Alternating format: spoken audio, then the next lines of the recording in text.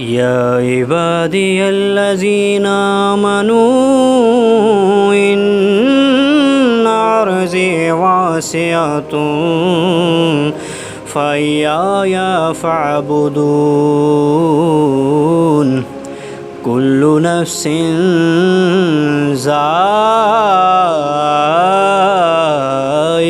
الموت۔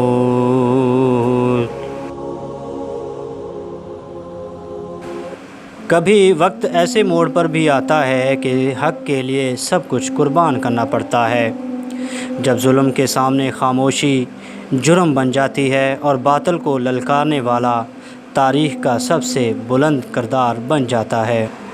اسلامی سال 60 ہجری یزید تخت پر بیٹھ چکا ہے۔ مدینہ منورہ میں رسول اللہ صلی اللہ علیہ وآلہ وسلم کے نواسے حضرت امام حسین علیہ السلام حق و باطل کے بیچ ایک فیصلہ کن گھڑی میں کھڑے ہیں۔ یزید کی طرف سے امام حسین کو بیعت کا حکم آتا ہے، مگر امام عالی مقام جسے نانا نے سید الشہداء فرمایا، اس باطل نظام کو کبھی تسلیم نہیں کر سکتے تھے۔ ایسا شخص جیسے میں ہوں یزید جیسے شخص کی بیعت نہیں کر سکتا۔ جب حالات شدید ہونے لگے، امام حسین نے اپنے اہل خانہ اور چند وفادار صاحب کے ساتھ مدینہ چھوڑنے کا فیصلہ کیا۔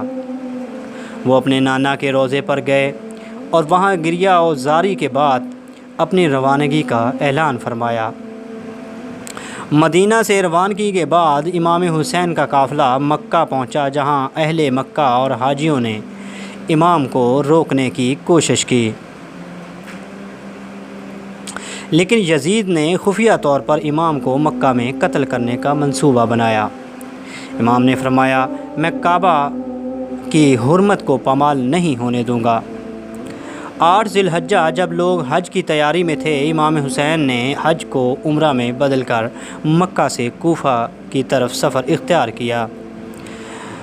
کوفہ کے لوگوں نے امام حسین کو خطوط بھیجے جن میں ان کی بیعت کی یقین دہانی کرائی گئی۔ امام نے اپنے سفیر مسلم بن عقیل کو کوفہ روانہ کیا، مگر جلد ہی کوفہ والوں نے یزیدی خوف سے اپنا وعدہ توڑ دیا اور مسلم بن عقیل کو شہید کر دیا۔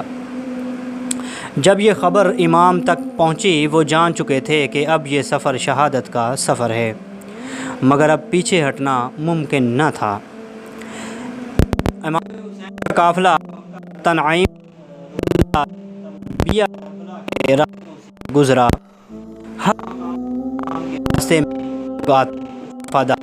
کچھ خوف سے الگ ہو جاتے، حتیٰ کہ 2 محرم 61 ہجری کو امام حسین کا قافلہ کربلا کے لک و دک میدان میں پہنچ چکا۔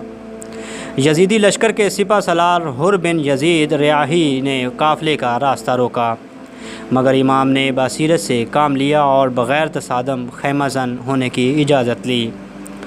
2 محرم 61 ہجری امام حسین نے زمین خریدی۔ یہ وہی زمین تھی جہاں رسول اللہ صلی اللہ علیہ وآلہ وسلم نے فرمایا تھا کہ میرے نواسے کو شہید کیا جائے گا۔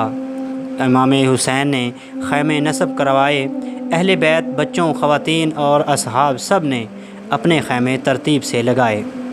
حضرت عباس کو نہر فرات کے قریب خیمہ لگانے کا حکم ہوا اور ہر طرف ایک خاموشی چھا گئی، جیسے یہ زمین بھی جانتی ہو کہ یہاں قیامت کی ایک داستان لکھی جائے گی۔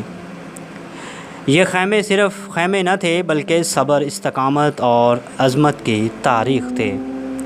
مدینہ سے کربلا تک کا سفر صرف زمین کا نہیں بلکہ روحانیت، قربانی اور انسانیت کا سفر ہے۔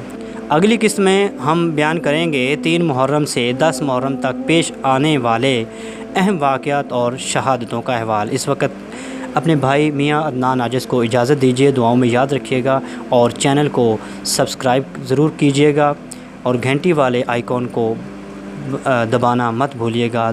اللہ حافظ۔